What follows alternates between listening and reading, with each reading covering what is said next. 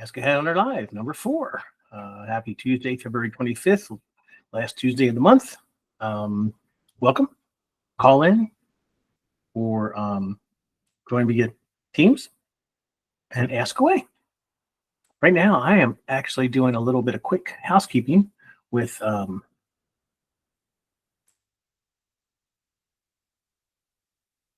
roundtable, because we had Gahuza last week, and I'm making sure I forgot to put the description in there. So took care of that.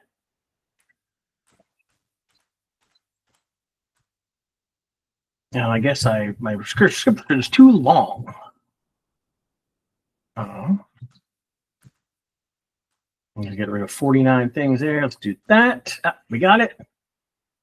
And we're going to save our changes to that. And we're good. So now we got Kahuza's done. And go back to the channel content. And hopefully all good. Yeah, we're live now. And always, got a question, ask away. And I'm going to go check out and see if we got anybody interested in the check out the live right now, see what's going on. There I am. And we got one person watching, just me. So Brent, we got our first person.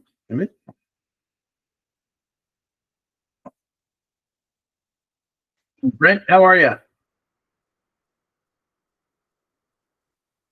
Brent, how are you today? Good. How about yourself? Hey, Cal. Good afternoon, Kelly.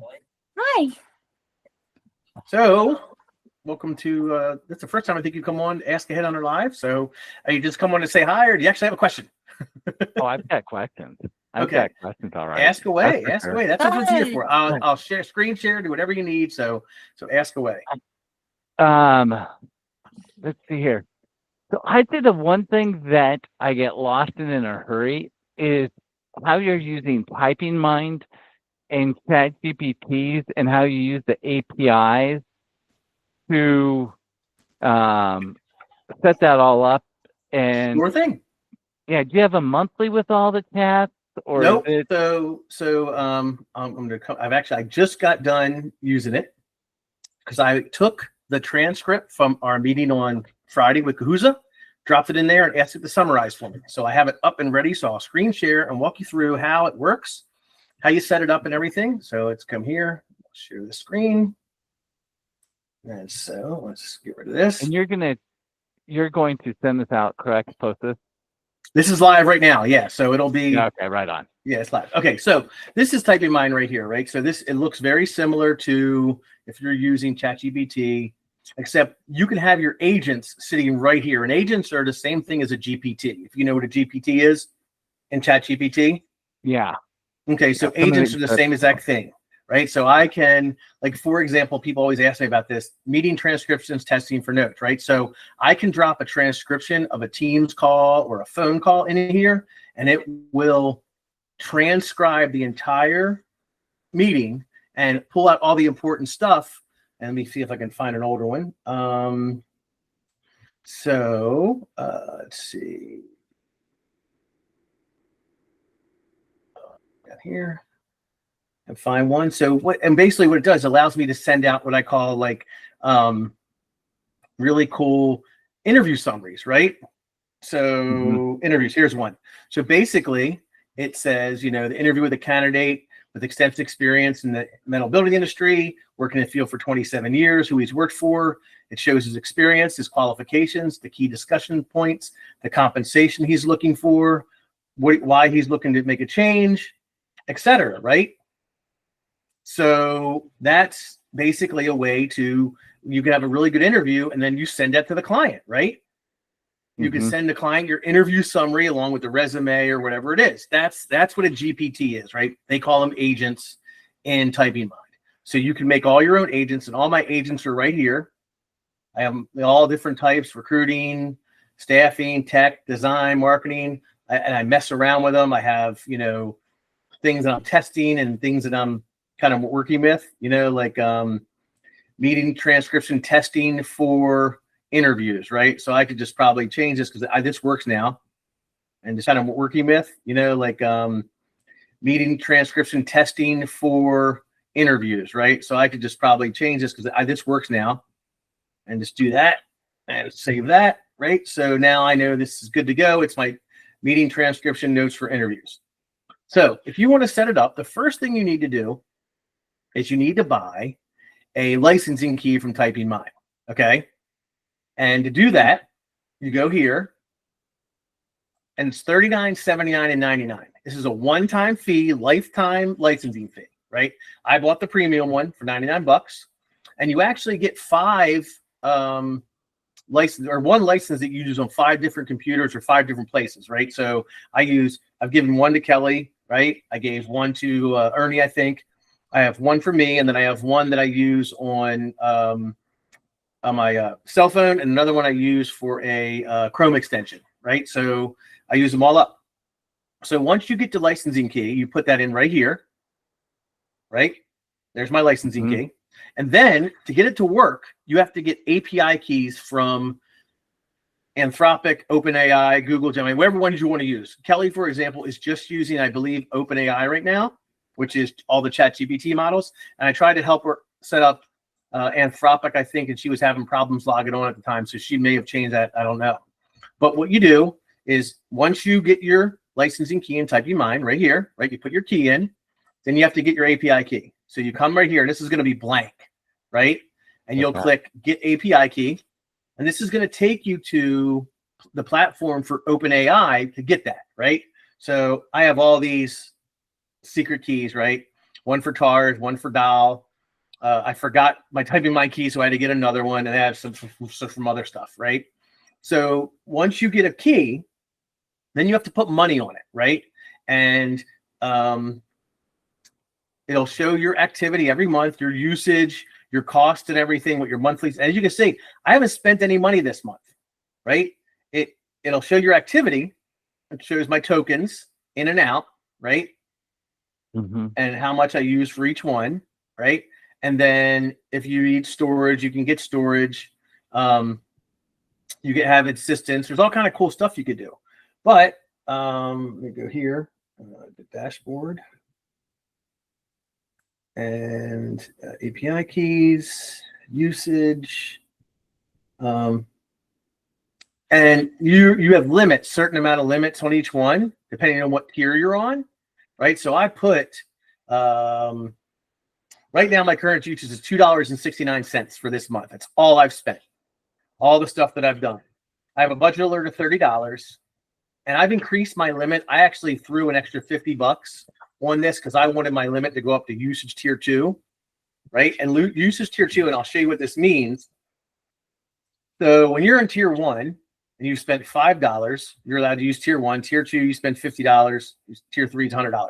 So tier 1 gives you GPT-4o, 4o mini, real-time preview, 101 preview, 01 mini, but hardly any things. The reason I jumped up to tier 2 is because I wanted to be able to use 01 preview and 01 mini. But as you can see, I can't use 03. It's not even on here. To get to 03, you have to go up to like tier. See, I can use, if you're on tier 4, you can use 01. You can 03 mini, right? So, but again, this isn't really a big deal because tier 2 or tier 1 is perfectly fine for the stuff that we do. Because all of us are pretty much using ChatGPT 4o. Okay. And then if you need to see like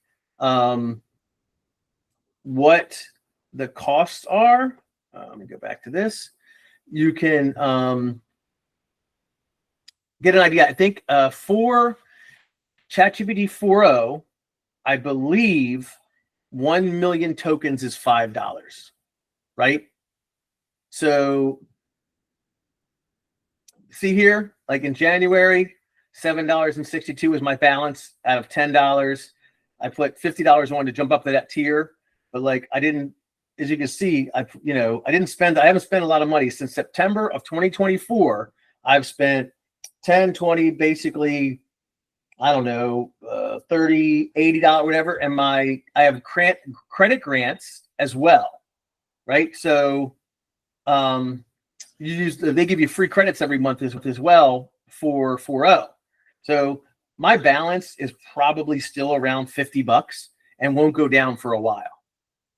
And you can see what stuff costs. Like this was today, the 25th. I've spent a quarter on all these things that I did today. Mm-hmm. Right. And then like I spent 17 cents there, 44 cents there, 58 cents there. Look at all the outputs and inputs I did using all the different ChatGPT models, right? O1 preview and stuff. And like, for example, here was I was up late till like 2 o'clock in the morning. I was using DAL 3. That cost me a 4 cents to make one picture. So when you talk about the $20 or whatever that people are spending every month, I'm spending it's February 1st. I spent $2.69 this month and I have done all this. That's in my budget. You know, and here you go. What I've paid. I paid. So you can't count October 23, but starting October 24 is when I got typing mine. So I put $10 in October, $10 in November. That $20 lasted me all the way to February 25th, where I put another $10 in, and then I put another $50 in because I wanted to jump up a tier. I didn't even need to put that 50 in. So since October 24th, in reality, I've spent $30. So October, November, December, January, February, 5 months would have cost you $100. I've spent 30, and there's really no downside. So you come over here to billing, you can. There's my balance. I have $57.62. So that third $10 I put in, I still have $7.62 left. Right, and it shows my billing history here, what I've spent. Right, so don't count that one. So when I first joined TypeMine October 1st, I put on $10. Then, based almost 2 months later, I had to put another $10 on, and then 2 months later, I had to put another $10 on.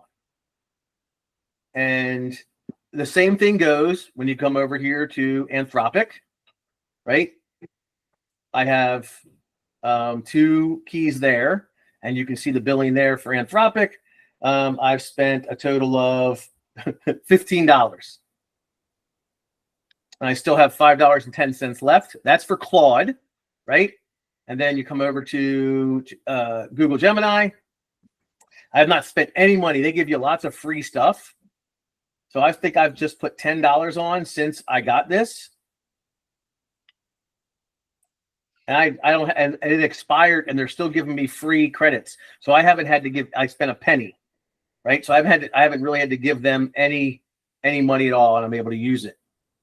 So we'll come back to TypeMine. Once you get your 3 keys, then you're good to go. Then you can just come over here to the chat, right? And let's say you don't have these agents, right? You could just start a new chat just like you do and say, create an email to send to Kelly to ask if I can borrow her dollar, right? And then it'll make an email, right? And this is just like ChatGPT, and it saves all. As you can see, all my chats are saved. They go back all the way to the end of time, and you can search the chats up here. I could put in kitty and see, like, I did surfing cat, kitty cat surfboard, duck night, like messing around with my granddaughter. Her and I were messing around. This was 23 weeks ago. It shows that's all, it goes back to whenever I started using them. And you can also, back here, you can also come into the settings area and fix different, the appearance you want. If you want the sidebar color to be black, keyboard shortcuts, text to speech, if you want to turn that on, voice input, if you want to turn that on. With the models, you have global settings, but you could come down and let's say you really want to use this. You can turn off the global settings on this particular one, for example, and set the parameters up the way you want. See how it says override global model parameters? So you can come in here and change the temperature. If anybody knows what temperature means, that's basically like whether it's going to be more focused and determined or more random, right? You got some other, you can set your max tokens. You can set the reasoning effort, right? So I just leave everything globally, right? My global settings are basically all previous message on the content limit. My temperature is neutral, right? I don't mess around with that because everything seems to work good. But if you really want something to be really, really creative or very precise, you can change one of these models for that. I know a lot of the programmers will change the precise down, right? Because it's important. They don't want any creativity when they're doing programming, right? And Sure. you can add custom models here. So the three main models that are OpenAI, Anthropic, and Google. So that's ChatGPT, Claude, and Gemini. Those are easy to set up. But I got a couple custom models. I have DeepSeek and I have Llama Grok. I got this turned off because it was glitching out, but I have DeepSeek on here as well. And there are a couple hundred different models that you can add if you want to add a custom model. And then there's setups here, and you can, as you can see, there's Mistral, Open Router, Perplexity. I have Perplexity plugin for those of you who use Perplexity right here. I use it all the time. And you can enable Perplexity search inside of Typing Mind, right? So if you didn't notice, let me find one.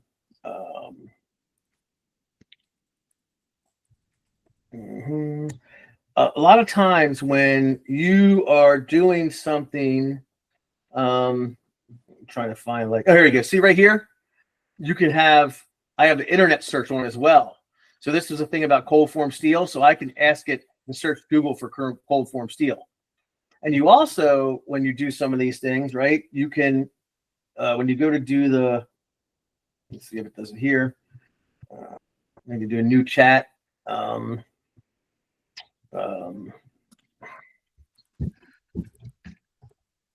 going to create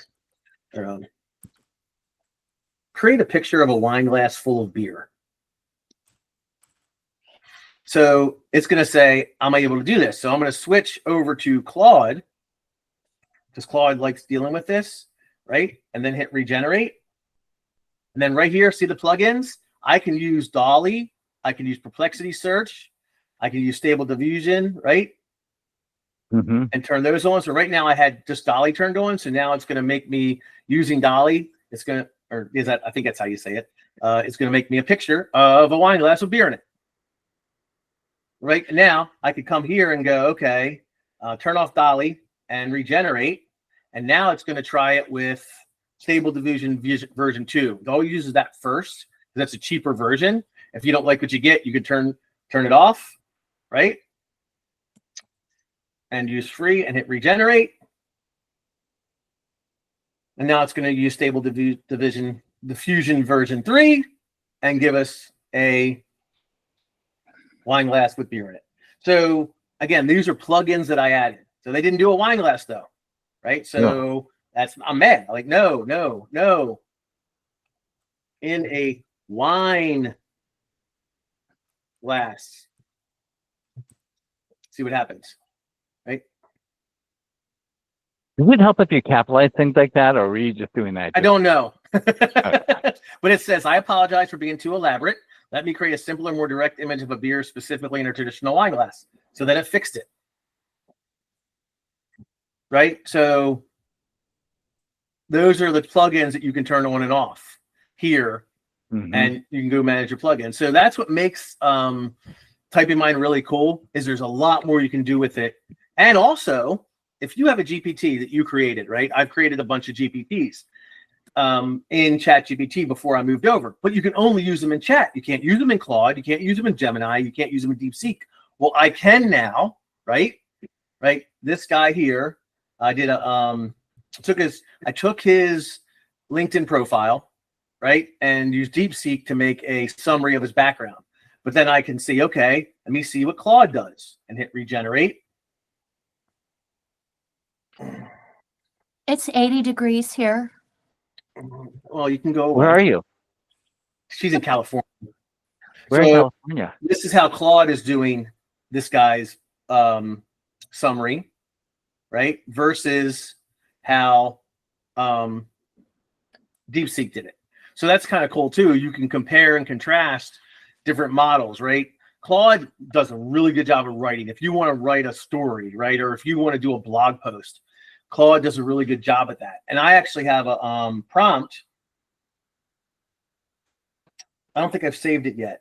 I have a prompt that will take away, I think I shared it on one of the things, write in a more natural tone, right?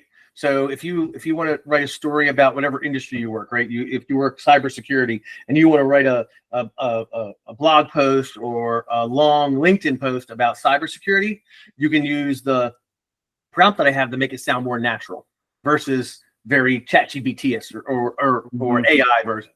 That's a lot of cool stuff that you can do with these that you can't do just using ChatGPT. And if you wanted to use just two, let's say you're like, I love Claude and I love ChatGPT, you're $40 a month. I just paid $40 in the last 5 months. And there's not anything different that they can do with them. Now, for the $200 a month, you can pay for ChatGPT Pro and get access to the on screen where it controls your screen. I don't have access to that, but there are different things out there to do that. And I've been working on one that I haven't got working yet. But on screen and it controls your screen. How so? Yeah. So basically what happens is it takes control of your browser, right? So they have their own browser, kind of, right? And you log on to their browser, let's say on LinkedIn. And then you tell ChatGPT, I want you to search LinkedIn for mechanical engineers. Well, I'm sorry, people with a mechanical engineering degree in a 30-mile radius of 21229, which is Arbutus, Maryland. And they have to have the word HVAC or plumbing in their profile, header, or job description. Take all those profiles and put them in an Excel spreadsheet for me, and then go play with your kids. And you'll come back, and it will do that. Now, it does. I talked to Ben Mena, who has it, and it does have some limitations. It does some wonky stuff, but it just came out. In 6 months from now, 8 months from now, you're going to be able to log on to LinkedIn Sales Navigator and tell it exactly what to do. Go play with your kids and come back a half an hour later and have yourself an entire source list of 100 candidates, right? You can ask it to extract, he had it go into, he uses Crelate as his applicant tracking system. He had to go into Crelate and do a search for anybody who had a TSI/top secret background, and he found a whole bunch of them. Right. So what's that product called? That is the ChatGPT Pro, and it's $200 a month.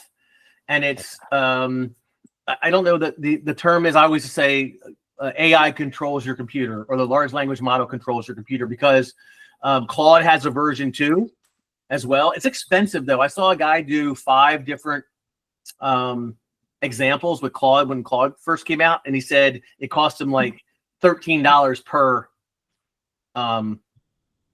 test, because the input it's very it was very expensive. Now you can get it unlimited with ChatGPT, so I'm sure Claude does it. But there's also this. This is what I have, and I've been kind of asking people who are way smarter than me to help me. But it's called UI TARS, and let's see if I can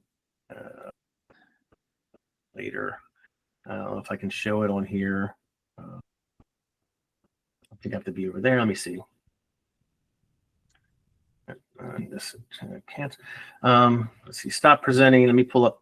I'll show you this real quick. So UI TARS. This is entire screen. This one, share, and then it's right here. So this is if this worked. This is called UI TARS. So I could on this thing here say who, and I don't have it set up properly, but who are on this Google Meet, and for whatever reason it can't. So share this window. It still hasn't figured out how to run because I don't have the right API set up in it. I'm stuck there, right? So if I click here, I don't have. This is wrong. You're supposed to use Hugging Face, and I can't get the API key to work. So that's kind of where I'm stuck in this. So this is a open source. This is a company who owns TikTok, ByteDance, that owns that, right? And they offer it for free, but you have to go through some steps that I'm not smart enough to figure out yet. But that's what all the other large language models are starting to add, is this browser-based thing that you'll share your screen with them, or you'll share a browser with them, and it'll be able to do stuff on your browser for you. It's crazy. That is crazy. Yeah, it's going to put a lot of sourcers who don't make any phone calls or don't follow up with candidates, and all they do is create lists, out of business. If all you do, and people are watching or see this afterwards, if all you do is create lists for people, this is going to put you out of business, because once it's smart enough, you'll be able to tell it exactly what you want. Right? Yeah. Like if I have to go and do a list in Sales Navigator, it may take me 45 minutes to an hour, right, to source up 100 candidates for a particular job. Right? If I can take 3 minutes and tell ChatGPT to do it and then go do something else, oh my gosh, that's a game changer. That's an absolute game changer. Mm-hmm. So if you want to do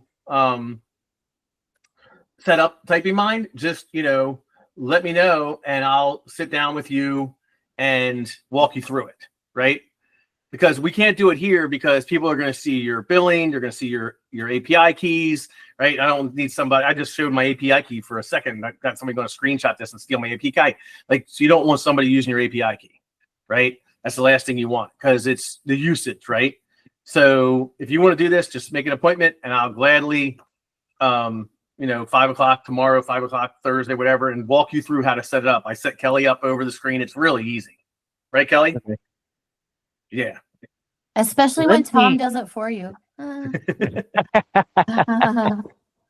Let me see if I can figure it out just by watching this video again and going through it, because it seemed, I should be able to get it. Yeah, I mean, it's too tricky. There's actually, if you go to the YouTube channel under demos and help, I did a video on setting it up, and you can watch that too on the YouTube channel. Okay. Is that's under your YouTube channel? No, the Recruiter Roundtable. So youtube.com/@ the Recruiter Roundtable. And then it's in the let me see where it is. It is in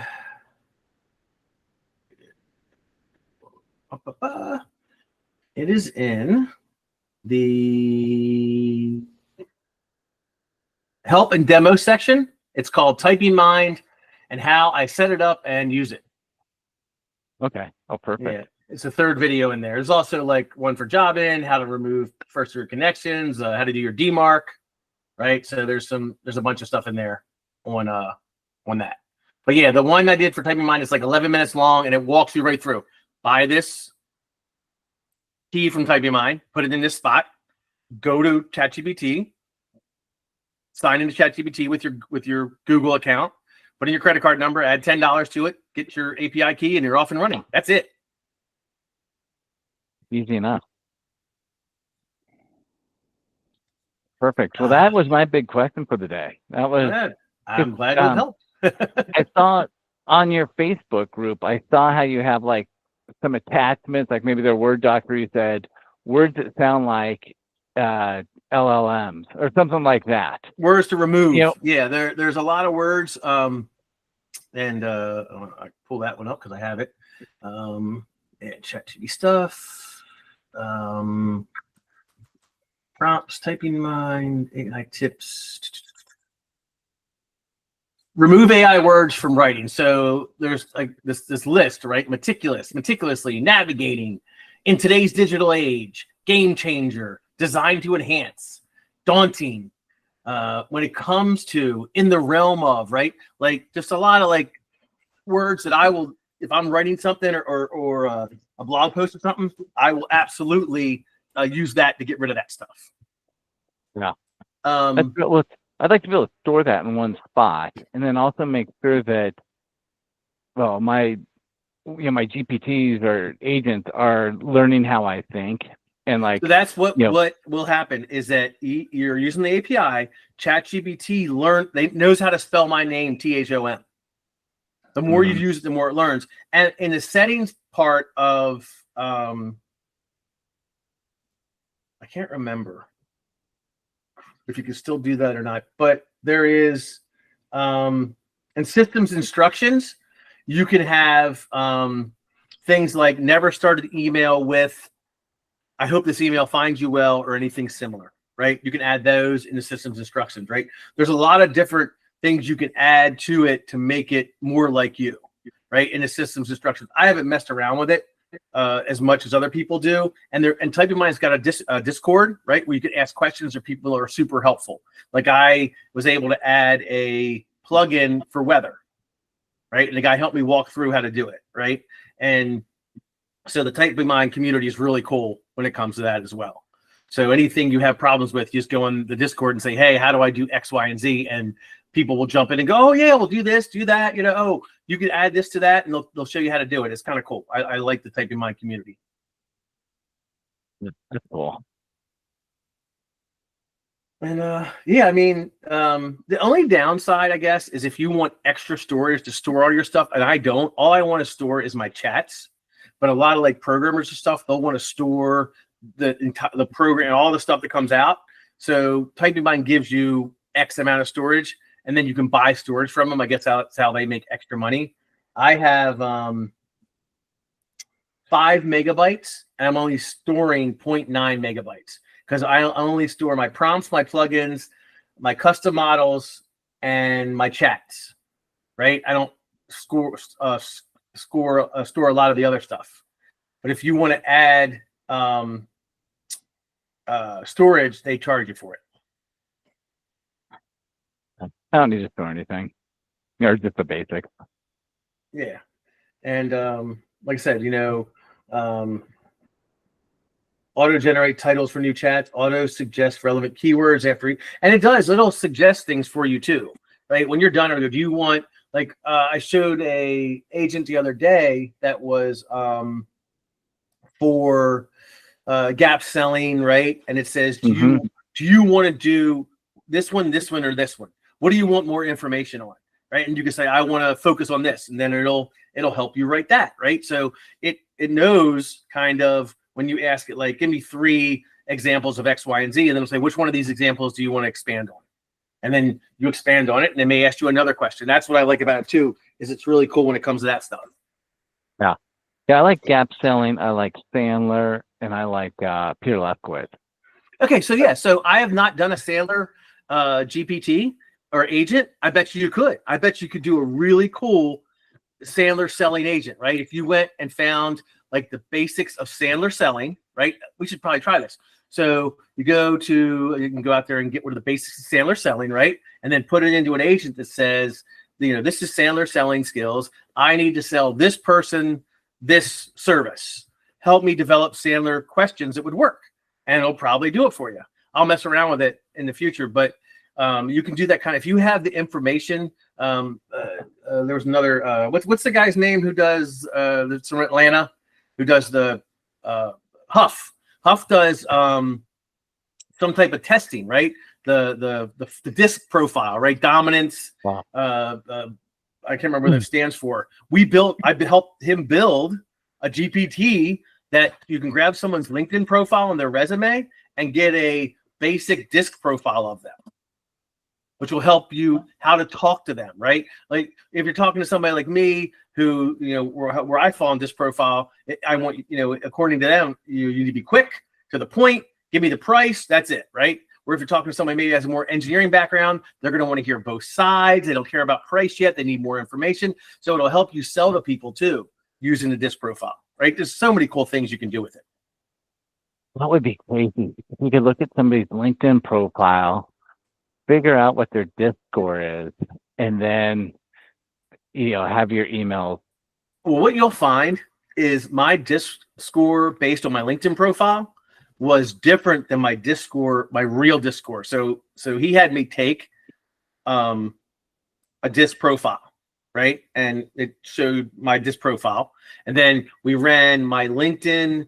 What you do is you take the LinkedIn profile plus all of your recommendations and drop it in there and then run a disc profile. And it didn't have me nearly as dominant as my real disc profile had me, right? So you tend to not be as honest with yourself. Your LinkedIn is going to be more geared towards everyone. You're not going to be as you would be in if you're honestly answering questions. For a disc profile, that's going to be a little different than what, but it was close enough that it still would have worked, right? If you would have sold to me with the real disc profile, you would been perfect. If you sold to me the one that the ChatGPT gave you or the agent gave you, you still would have did okay. It wouldn't have been perfect, but it still would have been fine.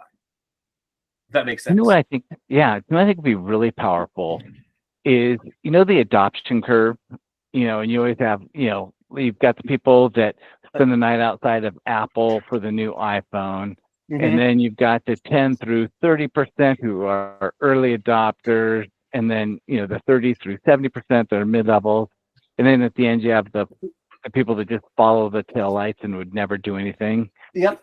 If you could identify on LinkedIn who the early adopters are, I think that they're the ones that would be far easier to get into a company. When you're doing biz dev, an early adopter is going to be somebody that would respond to you. Whereas if you have somebody that's following the taillights and a late adopter, they're never going to go out on their line and say, hey, HR, we need to sign up this agency. They'll never That's go actually to kind of a good point, because Steve Finkel talks about that when it comes to recruiting candidates and why using rebuttals on a cold call to overcome objections is a good thing. And when he usually says there's like 10 or 20% that my dead mother could recruit, right? She could call them on the phone and they'd be like, yeah, I'll send you my resume. I'm interested. And then there's 10 or 20% that no matter how many rebuttals I throw at them, no how good of a sales guy you are, they're never going to leave their current company. But then you got that 60% in the middle, right? That throw a rebuttal at him. He says he's happy where he's at, but then once you get talking to him, you realize he didn't get a bonus and he's making 20% lower than everybody else. And that's where that kind of comes in with there, is that in that curve, that 60% is where we make all our money, right? Because everybody can get that 20%, right? Anybody who calls themselves a recruiter, any idiot with a phone, they send in enough emails, they get that 20%. Our clients can get that 20% by running ads. We want that 60% that isn't looking at ads, that isn't taking the email, that isn't when someone does call them, they throw an objection or two at them, and then they go, okay, well, if anything changes, give me a call back, and then they hang up, right? Where you throw a rebuttal or two at them, they're going to come and start a conversation with, and next thing you know, you got this passive candidate who wasn't looking to make a job change, but realizes his company's screwing him over. He hasn't seen a bonus in 2 years. He hasn't gotten a raise in 3, and you got a client down the street that's going to pay him 20% more and give him a bonus, and he can cut his commute time down. And you're not going to get that guy unless you throw a rebuttal or two at him to overcome that objection. For sure. Yeah, that's Kelly, you've done a lot with Peter Lefkowitz, correct? Well, I took we did 2 of his classes when my old firm, and watched a bunch of his stuff, but I haven't really done anything and since I started my firm, just watching his stuff. He's very cerebral. Yeah, I think it's good though. Kelly, aren't you? I've done some stuff with Peter, a little bit. I have some of his scripts and some of his stuff. I just talked to him last week. We tried to get him to come on the show. We tried to get him to come on the show, but he wanted to be paid. We don't have any money. We're poor. We don't. Yeah. You know what though? It's also marketing for him to come out here. You know what I mean? That's what I figured. So, yeah. But he has a good thing, like just reaching out to people and just seeing if people would quietly like to hear about new opportunities. And yeah, I mean, that's, like I said, that's how we get paid, right? Is to figure out how to find those people, right? Like, passive candidates, right? That's a passive candidate. Like that's our bread and butter. That's what our clients pay us $25,000 for. They don't pay us $25,000 to pull some schmo off the monster board or some open to work person who's interviewing at 5 other companies, right? They pay us to go find someone who is a diamond in the rough. Someone they can't find on their own. One of the things, I just did some Lefkowitz training, and one of the things that he did that I thought was interesting was he called, hiring managers in a certain sector and asked them what their pet peeves were in terms of, their staffing, their labor force. And basically the remedy was to recruit people and screen people who were the antithesis of what bugs your hiring managers. So one of the things that he said was a lot of hiring managers talk about how candidates want to be comfortable. They want to be comfortable all the time. They don't want to like go out of their comfort zone. They don't want to go the extra mile. So the antithesis is to recruit people who are willing to do that and who aren't weenies and who aren't, who are able to take criticism without needing I misunderstood therapy you. Okay. and stuff Okay. like that. I thought you said recruit the people who were the pet peeve people, right? If hiring manager says, I don't know what that term. See, you're talking. You know I'm dumb. I don't know what that. No, you're not dumb. You have to tell me what that stuff means. I know it. Right? Weirdo. I did not know what that meant. You said you are weird though. You're weird. I'm definitely weird.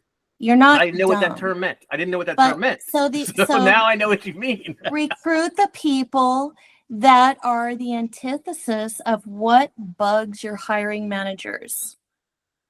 So, and one of the things that's bugging hiring managers is that people are wallflowers. They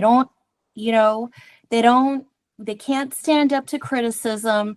They collapse, they cry, they vent, they're not like, plow forward and stuff like that.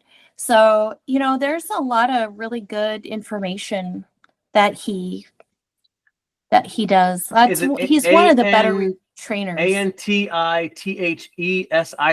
Yes. A rhetorical device that contrasts two opposing ideas in a sentence or phrase to create an emphasis of highlighting difference. Okay, what does rhetorical mean? But anyway, I do a lot of email marketing, and that's one of the things that I put in there that was kind of a joke. This guy can take criticism without needing therapy, laugh emoji. And so it kind of kills two birds with one stone. I like that. This guy can take criticism without needing therapy. And that is probably the pet peeve, is that these candidates can't take criticism. So to have by recognizing that, the employer, the hiring manager, whatever, is like, hey, in kind of like a cerebral way, like, oh, God, I wish I had more candidates that I could criticize to help bring along. That's a great or thing. That just aren't gonna, go crying to their mom when things don't go their way. See, like I said, the man's cerebral. He's the first training I ever did with him 100 million years ago, he walked us through this whole process, and towards the end of the process, right, my boss was like, what? Like, he wanted you to sit outside the company's office and take notes of what the people were wearing, right? And also another thing he wanted you to do, this is before we had SalesQL and Zoom Info and all these is to basically ruse up the entire organizational chart of their team, right? Let's say you're going into a mechanical engineering firm, right? So the chief mechanical, or the president of the company, the chief of HVAC mechanical, the chief of plumbing, and the chief of automation, right? And then all the people underneath of him, all their information, their email addresses, and then bring that to the client meeting and say, let me show you what we did, and open this up, and there's their entire company structure, everything, all their people, their email addresses. They're like jaws dropping. You go, this is what you're going to get from us. We're going to do this to your competition. Right? Like, that's a cerebral that is going to be powerful to have a hiring manager sit there and look and see his entire team, their phone numbers, their email addresses, their everything, and depending on how good it is, and be like, holy crap, how did you do this? He goes, well, that's what we do. That's what you're paying for. You're paying because we know how to do this, and you can't do this on your own. And we're not going to leave any stone unturned. I wasn't listening. How do we do it? I wasn't listening. Oh, that's okay. So putting together their entire organizational chart, right? Okay. And then saying to them, look, we have your entire organization. Now, it's not as impactful today because they know we have a lot better tools than we did 25 years ago when I started. But back then, you pull this out and you show this to them, and they're like, oh my God. And you go, that's what you're paying for. We're going to do this to your competition. We're going to find every mechanical engineer in their plumbing department, their HVAC department, and their automation department, just like we did to your company, right? That's what you're paying us for. That's why we charge what we charge. And that's why we get what we get, because we are different than the other firms out there. And this is an example of what we're going to do for you. What is your niche, Brent? Did you say it's IT? Oh, I do tech, but Is it? tech got hit so hard in Seattle that I'm switching to data centers. I'd still do tech, but everything I see shows the data centers there's going to be massive growth in the next 10 years. Whether it's constructing them, doing the electrical for them, pulling the wires, or once it's up and running, the data center technicians, the engineers, the managers, quite a bit in that space. So that is the niche that I have decided to pursue. Okay. Yeah. I used to live in Seattle. I lived in Seattle for 10 years. Oh, where'd you live? In Swellview on Kirkland. Okay. Yep. Tommy knows this. I worked for the owners of Starbucks. I worked for Paul Allen. I worked for Bill Gates' Watermark Company and did a lot of stuff for them. Oh, really? Mm-hmm. Okay. So you said data centers, right? Yeah. While you two were talking, I want to show you what I did. While you two were talking, I just put in my bad spelling and grammar, a short social media post on the growth of data centers in the next 5 years with emojis, and boom, now you have a social media post, right? I don't even know what a data center is. Neither do I. But 5G, cloud computing, right? And you could say, make me 5 of these to post every 3 days that would be relevant to hiring and growth. Right? And it's going to do that, right? Mm-hmm.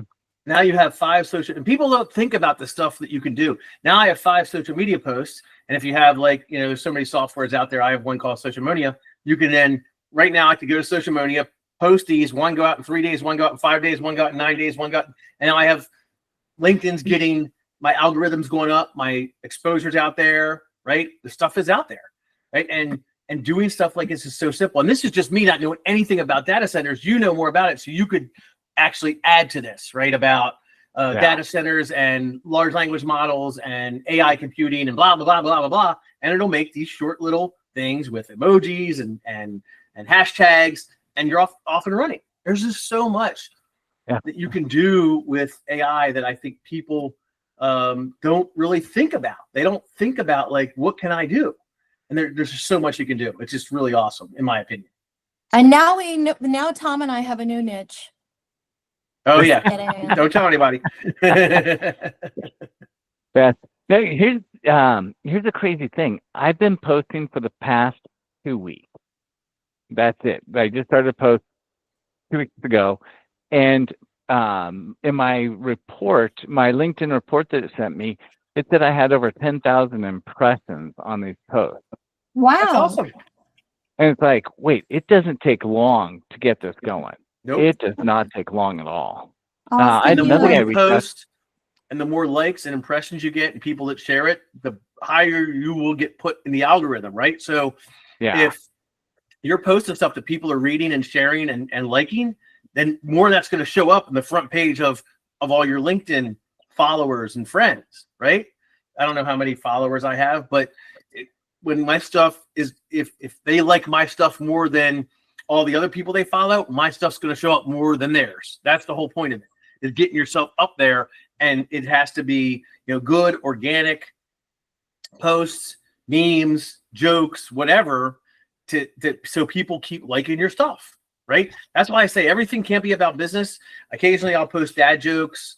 I did this one thing where I said, don't put the word trampoline in your email campaigns, because the bounce rate will go up, right? That thing got shared and tons of impressions, and it's one of my highest posts. It has nothing to do with anything about recruiting.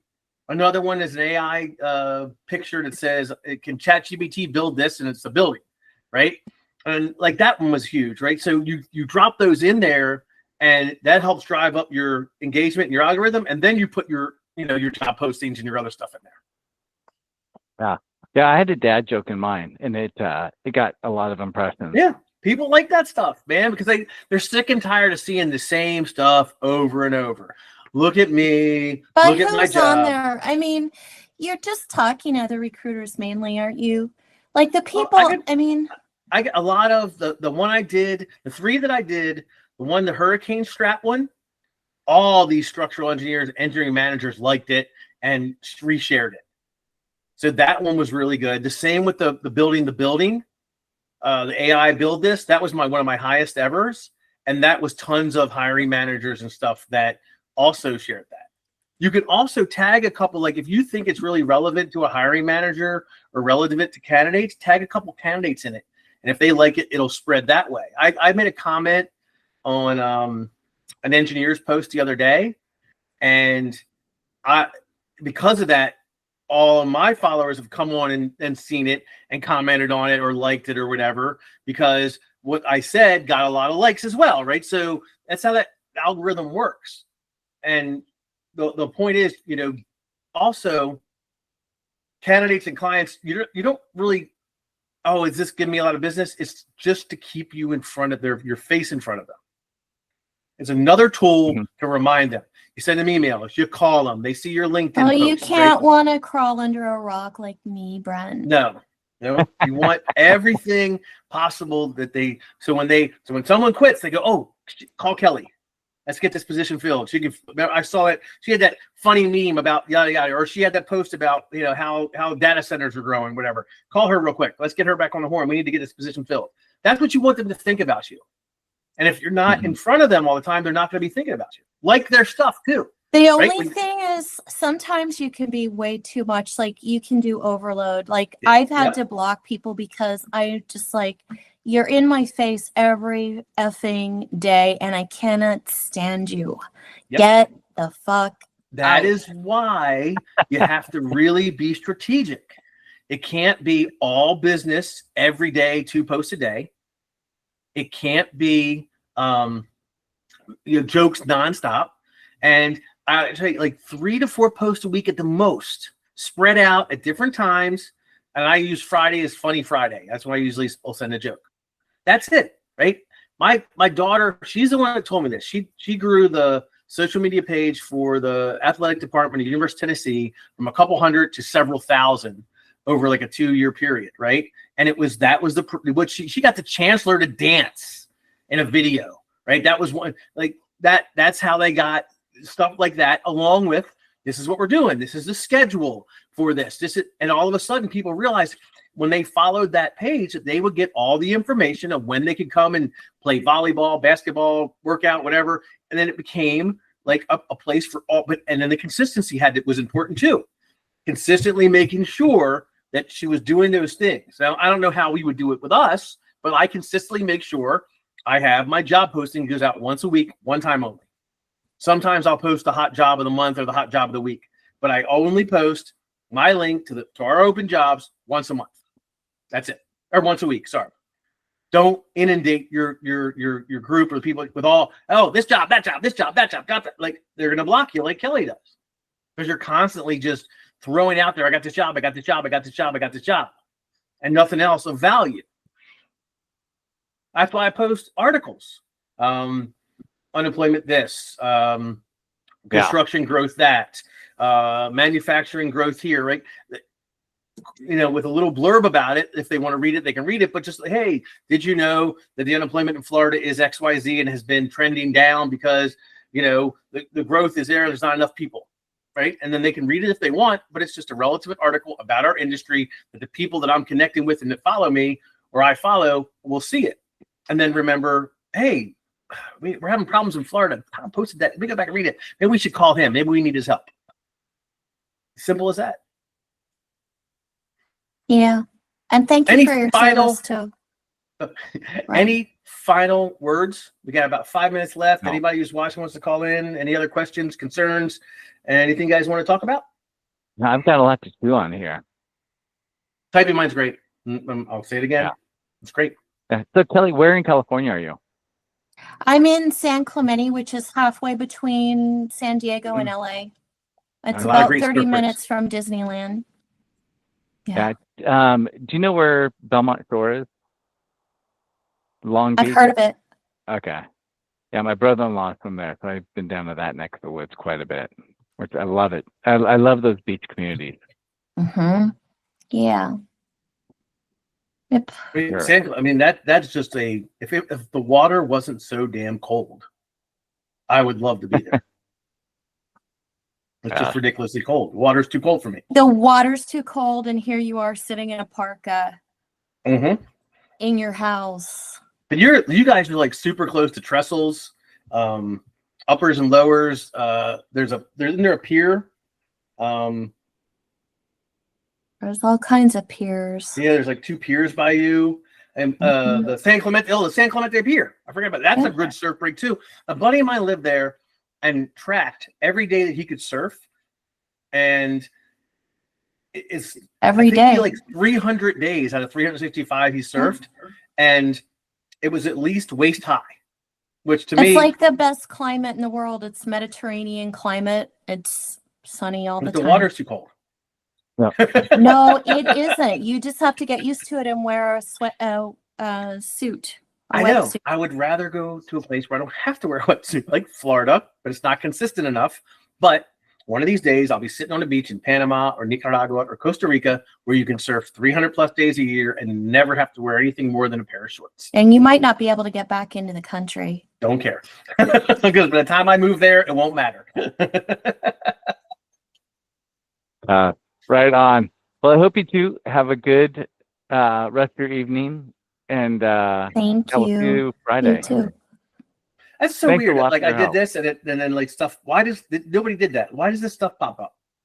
I don't know. Like, if you go like this and it sees you, does it do stuff? Because I just went like this and all of a sudden I got balloons now and I don't know where they went. Yep. Anyway, everybody have a great day as usual. The Recruiter Roundtable this Friday is going to be in Kelly. Talk about this, but I figured it's the last Friday of the month. A big open discussion, talk about anything we want, because we got a couple demos for March that people have reached out to me that I haven't even told you about yet. So we'll discuss that tomorrow. This Friday, Recruiter Roundtable, 12:30 Eastern Time, is going to be a full-blown open discussion. Just anything you want to talk about recruiting wise, we'll chew the fat and shoot the shit as usual. Other than that, I will see you this Friday. Keep smiling and dialing. Peace out. See you, Brent. Yeah. Bye-bye. Bye.